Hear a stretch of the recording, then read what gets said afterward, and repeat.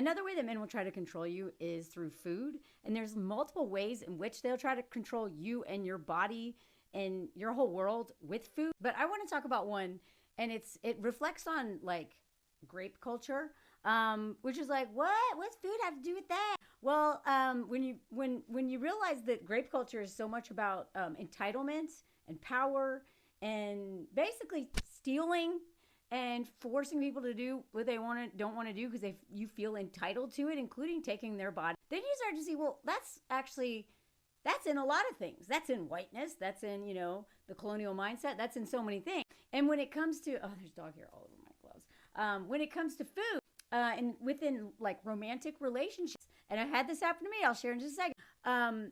If a man tries to make you eat something you don't want to eat and is insistent on it, I really want you to see that as an enormous red flag. Imposing your will on someone else who is a grown-ass adult who has their reasons for not eating it. And then you also have the systemic power of patriarchy. If this is a man in the situation in a couple against a woman, then you are, because there's always that threat of violence that could come with it, which is literally what happened to me. And what made me think of this is a video, I'm going to tag it, where she's talking about this dude, I guess, who's in 90 Day Fiance.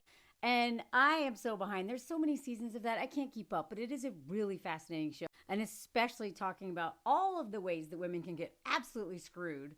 When you take all this stuff and do it like on a global scale and have immigration and language and culture thrown into that. But apparently this man took his fiance back to the land down under, and she was very clear in not wanting to eat kangaroo. And then she realized, wait, is this kangaroo? I don't want to eat kangaroo. And the guy says, I know it was a little mean, but I just wanted you to try it. And I knew if I said it was kangaroo, you wouldn't try it. And this is it. This is how we eat. Down under. That is the first sign that you are so screwed. Now, in my particular case, I was a vegetarian, and my ex was hell-bent on having me try elk. Okay? He went out of his way, got some elk. There was a whole thing. I forget the details of it. The whole day revolved around him. He really needed to make this elk soup. The man never cooked. He was a cook at the pizza place that we worked at together. But he cooked in the beginning for me a little bit. And I was like, oh my God, look, he is a nurturing man. Look, he does this. He did, like, I couldn't believe that he actually knew how to do any of these things that I just expected men to not know how to do, because my dad didn't know how, my dad did know how to do this stuff. He just didn't. And pretended like he didn't know how to. Tell me that a man in the Navy who has to literally bounce a quarter off his bed, which my dad told me this story himself, or he'd get in trouble. It has to be that. He has to bounce a quarter off of it, and then all of a sudden doesn't know how to make a bed once he's married. Okay, so he luckily told me how men are by just no filter. It was just like, yeah, I don't make the bed. I know how to do it. I was like, oh my God. Anyway. And so I was really fooled by this. I was like, wow, he can make beds. He can cook. He's so nurturing. He's so gentle. All this crap, right? And then, of course, once we started dating, he never cooked for me anymore. And in fact, he used food to fatten me up so no other man would want me. I've talked about that before. And men will literally do this. A lot of men who are so insecure, they want you to, I couldn't believe someone even would think that, much less admit it out loud. He literally said, I'm going to fatten you up so no other man wants you. And then, because he cooked my food at the restaurant, because I was a waitress at this pizza place in New Mexico, at the age of 36, after I didn't sell my book, and he was the cook, so he insisted on always being the one who made my food, and he had all this extra cheese and stuff, and I'd be like, I only want all this. So guess what? I did gain weight when I was with him. The stress of being with this man, it was hard to go to the gym because he was always texting me every time I went to my favorite class where I was, because I've always been, I'm ADHD, man. I have so much energy. I need to go get it out somehow. And every time I went climbing or did anything that was really important to me, especially to like get out this energy, he was blowing up my phone the whole time. So he purposely was trying to control my weight because he also knew that I'd had an eating disorder. Man, I hope they don't take this. They better not take this video down because I said that word. God, I hate these rules. So he knew I had a long history of an eating disorder, right? A long history, and I had literally almost thought I was going to die of that thing, and it finally was in a good place around it. And I swear, that's why, like, if you have some sort of addiction from your past, one man can screw all that up, because all of a sudden, even though I wasn't like, didn't care about food and wasn't using the food, this man was I was gaining weight and starting to become like really insecure about my body because I couldn't exercise the way I needed to and wanted to. And then I'm eating all this cheese and brownies and all this stuff that he's putting under me. And now, again, it's not like he made me eat it, okay? Like, I have free will. But at the time, I was so brain fucked by this man that I was just, I was so afraid of men's anger and he wasn't like this in the beginning, that I just started conceding more and more. I was like, all right, you can make my pizza. Fine. All right, I'll eat it. And I'd just be like, kind of like take some of the cheese off or whatever. And I kind of work around it. But that, like, little by little, they start controlling you more. Okay. It never starts with like, bah, bitch. It's always these little things, these little tests, right? There's a lot of things they do, but I just want to focus on food and your body in this way. And the way this man, he literally tried to get me to have my like eating issues again by forcing, I was feeling really good when I met this man. And then I didn't sell my book, and my friend died. And that is when that's what I'm saying. Do not date when you're in a bad place, lose a job, move, death in the family, death of a friend, like something in your career that devastates you. I'd worked so hard on that book proposal. They will swoop in and you will be weak in that moment. And then you'll be like, whatever, I'm just going to hook up with this man. And then next thing you know, you're like full on dating them. And they're kind of a loser, but you're like, well, it's fun for now. And anyway, so this man tried to get, there you go. There you go, Flip. Did you hear him snort? Anyway, so with this elk thing, that is when I hit my bottom, honestly. This is towards the end. I knew I was leaving because I got a job in California to get out of New Mexico. I just literally had to remove myself from the state. I'd already been thinking of going to LA anyway because was in New York doing my stuff, went back to New Mexico to maybe try to write this book. Then it didn't sell, and then I was like, oh my God, what do I do? And so anyway, I got a job in California to get me out, and before I left, I was just so miserable, but I couldn't get out of this thing. I was scared. And I remember towards the end being like, holy crap, I feel like I'm being like raped by food because he's putting things in my body I don't want. He did eventually actually violently me.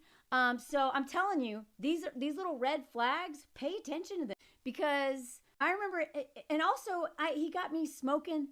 I was arrested for that stuff in high school, okay? I didn't smoke anymore.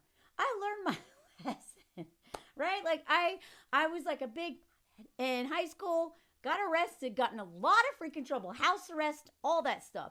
It was awful, right? So I was like, okay, you know what? Whatever. And I didn't really drink or do drugs and stuff much after that because I got into other things. Anyway, so this guy like slowly got me to start smoking every night, partly because I have like a good with it, and then it started to be every night. And so I clouded thinking he was messing with my sleep, and then he was feeding me stuff that all this sugar, like my body almost like it gets really swollen, like everything, like my joints hurt, everything when I eat too much sugar, like anyway. And I remember sitting there watching Teenage Mutant Ninja Turtles, eating elk soup against my will, while also a little high, and thinking, I hate all of this. I had a lot of bad moments in that oh my God, I almost said marriage. In that relationship, I had a lot of low moments, but I feel like that moment of eating elk soup, watching Teenage Mutant or Ninja Turtles, being like, this is so dumb. I would never watch this. I'm 36 years old. What am I doing? And being a little high and being like, I am with the dumbest man. And I'm doing all of this for him, partly because I'm afraid of him. And I hate meat. I don't remember feeling that bad about myself in my life, because before, the things that I did that were bad for me, I did to me. Now I'm doing this stuff because he wanted me to do it. You know, like, it's one thing if you are doing this to yourself, because I had been self-destructive for a while. But then I actually started to like myself and was doing really well. There was something about doing things to myself, to my body, because again, he didn't have anything against my head, but he kind of might as well have, because I was scared of him. And then I was also just so brain forked. And that I just remember being like, how did I get back to this? How did I get back to a place where I'm harming myself with, and I'm not saying there's anything against that substance, but I didn't want to use that substance. It actually makes me think too much, but also, like, I don't want to say lazy, but lethargic. Like, I had no will to do anything because I had this substance in my body now a lot. Every night we smoked. And now I'm eating sugar all the time and all these things that actually my body, because of like having abused it so much in the past, I do not digest sugar well now. I still eat it occasionally, but not much, because it actually makes me ill. I get sick more. My body's inflamed. It's just like, for whatever reason, my body does not like that. I hadn't drink, like I was, and I still didn't drink anything with him. So I still haven't drank anything. I'm not an alcoholic, but I'm pretty proud. It's been like 21 years that I haven't drank. It just started off as like a challenge, and I'm just keep going with it. And so, but anyway, that's the only thing I didn't go back to. But I was like, what am I doing? And you know, vegetarian thing is not like I'm not like a strict whatever. It's like, I'm narcoleptic. When I eat sugar and meat, especially red meat and stuff, then I get so tired. I literally, like, I fall asleep. I fall asleep like rolling silver and like practically walking. I fell asleep swimming once, y'all. So what I eat really impacts my body. And here I am watching this dumb cartoon with this awful person who I'm like not even attracted to anymore, who is so dumb. I didn't realize how dumb he was predatory wise, brilliant. Dumb as rocks. I'm just embarrassed. I had no friends now. I mean, I had friends, but they didn't want anything to do with me, because with me came this guy, or he just isolated me so much. Couldn't go do the things I loved, like climb and do this fun classes at the gym and stuff. Like, he really broke me down with my body and then my sleep. And that's why I've talked so much about that abusers will use sleep. You know, that's why I'm like, protect your sleep at all costs. You know, like, even if they're not abusive, but they like refuse to get the CPAP machine or whatever, and they snore all that. Like, I talk about all this a lot for a reason. I have experienced a lot of this, or I have someone very close to me who has. And the sleep thing, that was another reason. I'm high on time. I'm full of all this sugar stuff that makes my body react in a really bad way. I'm gaining weight, can't exercise. I'm with this man who makes me hate myself, like with the stuff he says and the stuff he does. And he hadn't even been like physically abusive yet at this point. This is before he broke the TV because he threw it at me, right? This was when he actually had a TV before he broke it. So it wasn't even that bad, but I remember this moment more than anything. This moment is made me realize I hate myself. And then with the sleep, keeping me up late at night, getting up, like I just remember feeling sleep deprived all the time because this man kept me up all the time. So please, I am telling you, even before he actually raped me, he was imposing his will on my body. He was controlling my body. If you're with somebody who is doing any of these things, I need you to understand that is a huge red flag. This is someone trying to control you. This is somebody who wants to own you, wants to impose their will. So that guy from 90 Day Fiance, I'm sorry, at minimum, that is the attitude. I mean, that's like a white dude from, that attitude of him just being like, I know more. That's this patriarchal attitude of like, you silly woman. This white man telling his foreign wife, I don't know where she's from because I haven't seen the episode, telling her, oh, silly woman. And of course I lied to you about it because I know it's best for you. And also, if you're going to live in my country, you're going to eat my food, like it or not, even if it's kangaroo. Like, Please pay attention to this stuff, y'all. Grape culture is not about, the boogeyman. It is about the men, especially in your life, who are, and the strangers even, who impose their will on you constantly. How they move through the world. But in your home, please watch for this. Please watch for this.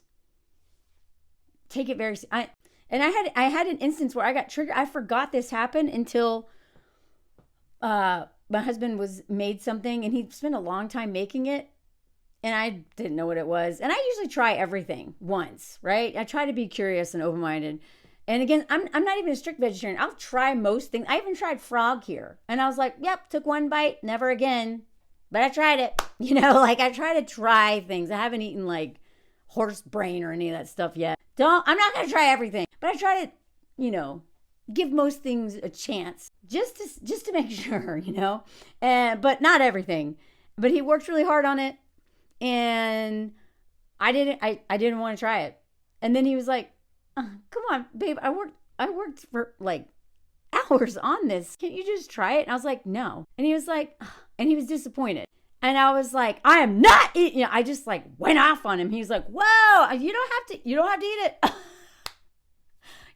it. It's okay. And I was like, where the hell did that come from? And I was like, oh, I didn't even realize until that moment that I had been abused with food. I've abused myself with food, but I had never had someone abuse me with food.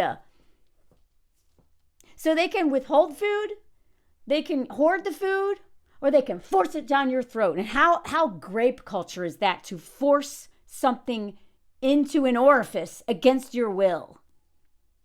Please start to see this. These things are not small things. They're very big things. And when men mess with your body, including knocking you up, which my ex also admitted to trying to do, right? I've said this before. It was a joke. I thought it was a joke. He literally said, dang, I wish you hadn't gotten that IUD. Now I can't knock you up and you can just leave. And I was like, well, that's fun. I mean, the comedian in me was like, oh yeah, boom. And I just went back and I was like, yeah, you can't trap me. If you want, I just abort that shit. If you want to trap me, you get a dog. Silly me. He got a dog a few days later, brought a puppy home. And I had to rehome this thing. Tried to puppy trap me. Okay, but whether they're putting semen in you or food in you or trying to control your body in some way, control your sleep, control your body somehow, that is control, that is abuse, that is grape culture. Take it seriously, please. Please take it seriously. Anyway, let me know what y'all think. I'm sure there are stories. And in this space, we share our stories, and it's a safe place to share that. So feel free to share it in the comments. Anyway, let me know what y'all think. I don't usually share many personal stories on here anymore. That's what Patreon's for, but I wanted to add to that conversation because I do think it's an important one. Thank you, Patreon people. I have watch parties, lives, hangouts over there, travel content, personal stories, all kinds of stuff. And let me know what you think. If you have any advice or any stories that can shed light on this, we love to hear it in the comments. And let me know if you heard the comment song. Et voila. Thanks for all those birthday wishes. I wish I could respond to all of them. For my birthday, we went to the countryside with some friends and made some Christmas stuff. My first wreath, I made this rockin' wreath. It looks even better now. This was a birthday cake. It was a, what do you call? Crap. Pistachio cake. Look, that's what the wreath looked like when I started it. A better picture of the ornament I did. And the present I opened, because perimenopause, all I want is stuff that makes me comfortable when I sleep, because hypermobility issues is growing old. I actually love it, except, the aging body part, everything else I love. Look, a little girl made that sign, Mo's on a bear, pouting, what a dramatic dog. Why is he doing it? Because that baby in the back, he's jealous of the baby. Look at this sweet king baby. So jealous, look at him with his little tongue out, staring at the baby like, Mitch, get out of here. That's the kind of stuff I share on Patreon. If you're looking for a present for yourself or someone else, think about that. I don't know. Et voila.